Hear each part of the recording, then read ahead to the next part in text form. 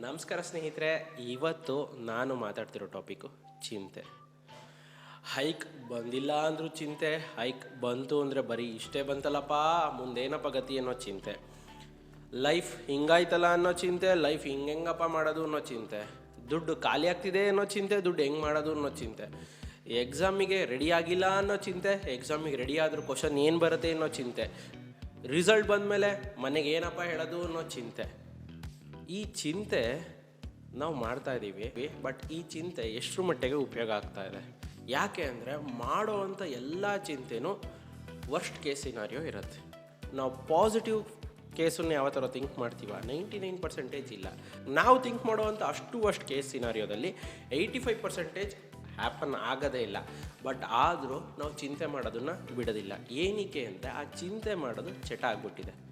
ಅದು ನಮಗೆ ಗೊತ್ತಾಗ್ತಿಲ್ಲ. ನಾವು ಯೋಚನೆ ಮಾಡ್ತಿದ್ದೀವಿ ಅಂತೇಳಿ ಚಿಂತೆ ಮಾಡ್ತೀವಿ. ಯೋಚನೆ ಮಾಡೋದಕ್ಕೂ ಚಿಂತೆ ಮಾಡೋದಕ್ಕೂ ಡಿಫ್ರೆನ್ಸ್ ಏನಪ್ಪ ಅಂತ ಅಂದರೆ, ಚಿಂತೆಯಲ್ಲಿ ಬರೀ ವರ್ಸ್ಟ್ ಕೇಸ್ ಸಿನಾರಿಯೋ ಥಿಂಕ್ ಮಾಡ್ತೀವಿ. ಚಿಂತೆಯಲ್ಲಿ ಬರೀ worst case scenario. So okay, ಈ ಥರ ಆಗ್ಬೋದು, ಲೈಫ್ ಹಿಂಗಾಗ್ಬಿಟ್ರೆ ಹಂಗಾಗ್ಬಿಟ್ರೆ, ನನ್ನ ಹತ್ರ ಇರೋ ದುಡ್ಡೆಲ್ಲ ಹೋಗ್ಬಿಟ್ರೆ ಅಯ್ಯೋ ಜೀವನದ ಕಥೆ ಏನಪ್ಪ. ಸೊ ನಾನು ನಿಮಗೇನು ಹೇಳ್ತೀನಿ ಅಂತ ಅಂದರೆ, ನಿಮಗೆ ಬರೋ ಥಾಟನ್ನು ಅಷ್ಟು ಬುಕ್ಕಲ್ಲಿ ಬರೀರಿ. ಸೊ ಆ ಬರ್ದಾದ್ಮೇಲೆ ಅದನ್ನು ನೀವು ಒಮ್ಮೆ ಓದಿ, ನಿಮಗೆ ಗೊತ್ತಾಗತ್ತೆ ನೀವು ಯಾವ ಥರ ಯೋಚನೆ ಮಾಡ್ತಿದ್ದೀರಾ ಅಂತ. ನೆಕ್ಸ್ಟು ಅದರಲ್ಲಿರೋ ವರ್ಸ್ಟ್ ಕೇಸ್ ಸಿನಾರಿಯೋ, ಓಕೆ ಅಪ್ಪ ಈ ಥರ ಆಯಿತು, ನೆಕ್ಸ್ಟ್ ಏನು ಇಲ್ಲ, ಓಕೆ ನಿಮ್ಮ ಹತ್ರ ಬಂದಿರೋ ಪ್ರಾಬ್ಲಮ್ಮು, ಓಕೆ ಇದಕ್ಕೆ ಸೊಲ್ಯೂಷನ್ ಏನು ಅನ್ನೋದು ಹುಡುಕಿ.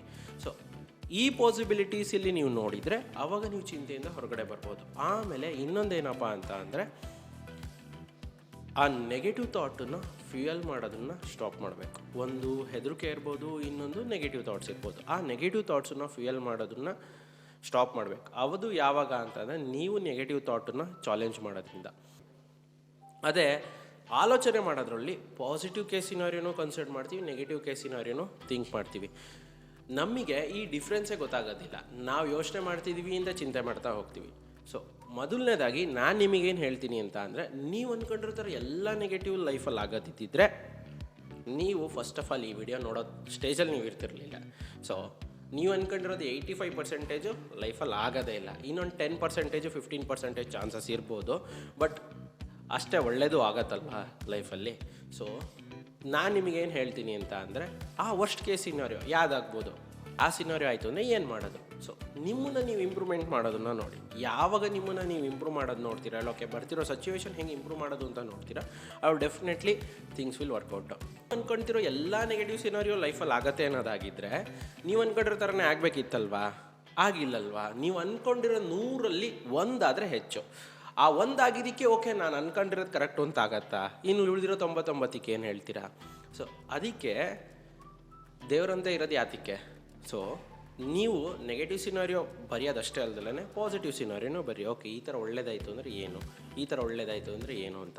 ಸೊ ಚಿಂತೆ ಮಾಡೋದನ್ನು ಮೊದಲನೇದಾಗಿ ಸ್ಟಾಪ್ ಮಾಡಬೇಕು. ಸೊ ಚಿಂತೆ ನಿಮ್ಮನ್ನು ಮುಂದೆ ತೊಗೊಂಡು ಹೋಗೋದಿಲ್ಲ. ನೀವು ಚಿಂತೆ ಮಾಡೋದ್ರಿಂದ ನಿಮ್ಮ ಬ್ಯಾಂಕಲ್ಲಿರೋ ಕಂತೆ ಒಂದು ಜಾಸ್ತಿ ಆಗೋದಿಲ್ಲ. ನಿಮ್ಮ ಕಂತೆ ಜಾಸ್ತಿ ಆಗಬೇಕು ಅಂತ ಅಂದರೆ ಮಾಡಬೇಕಾಗಿರೋದು ಕೆಲಸ. ನೀವು ಕೆಲಸ ಮಾಡಲಿಲ್ಲ ಅಂತ ಅಂದರೆ ಇವತ್ತಿನ ದಿನ ನೀವು ಬರೀ ಚಿಂತೆ ಮಾಡಿ ಕಳೆದ್ರೆ ನಿಮ್ಮ ಲೈಫ್ ಅಂತೂ ಇಂಪ್ರೂವ್ ಆಗೋದಿಲ್ಲ, ಒಂದು ದಿನ ಹಾಳು ಮಾಡ್ದಂಗೆ ಆಗುತ್ತೆ. ಸೊ ಇವತ್ತಿನ ಸಮಯ ನೀವು ವ್ಯರ್ಥ ಮಾಡಬೇಡಿ, ಸದುಪಯೋಗ ಪಡಿಸ್ಕೊಳ್ಳಿ. ಹೋಪ್ ಈ ವಿಡಿಯೋ ನಿಮಗೆ ಚಿಂತೆ ಬಗ್ಗೆ ಒಂದು ಅವೇರ್ನೆಸ್ ಕೊಡ್ತು ಅಂತ ನಾನು ಭಾವಿಸ್ತೀನಿ. ಚಿಂತೆ ಮಾಡ್ತಾ ಕೂತ್ಕೊಂಡ್ರೆ ನಿಮ್ಮ ಲೈಫನ್ನು ನೀವು ಚೇಂಜ್ ಮಾಡೋಕ್ಕಾಗೋದಿಲ್ಲ. ಅದೇ ಆಲೋಚನೆ ನಿಮ್ಮ ಲೈಫನ್ನು ಬದಲಾವಣೆ ಮಾಡುತ್ತೆ. ಸೊ ಈ ಡಿಫ್ರೆನ್ಸು ನಿಮಗೆ ಗೊತ್ತಾಯಿತು ಅಂತ ಅಂದ್ಕೊತೀನಿ. ನಾಳೆ ಮತ್ತೆ ಹೊಸ ವಿಡಿಯೋದೊಂದಿಗೆ ನಿಮ್ಮ ಮುಂದೆ ಬರ್ತೀನಿ. ನಿಮಗೆ ಪರ್ಟಿಕ್ಯುಲರ್ ಟಾಪಿಕ್ ಬಗ್ಗೆ ನಾನು ವಿಡಿಯೋ ಮಾಡಬೇಕು ಅಂತ ಅನಿಸಿದರೆ ಅದನ್ನು ಕಮೆಂಟ್ ಬಾಕ್ಸಲ್ಲಿ ತಿಳಿಸಿ. ಈ ವಿಡಿಯೋ ಏನಿಸ್ತು ಅನ್ನೋದನ್ನು ಕಮೆಂಟ್ ಬಾಕ್ಸಲ್ಲಿ ತಿಳಿಸಿ. ಧನ್ಯವಾದಗಳು.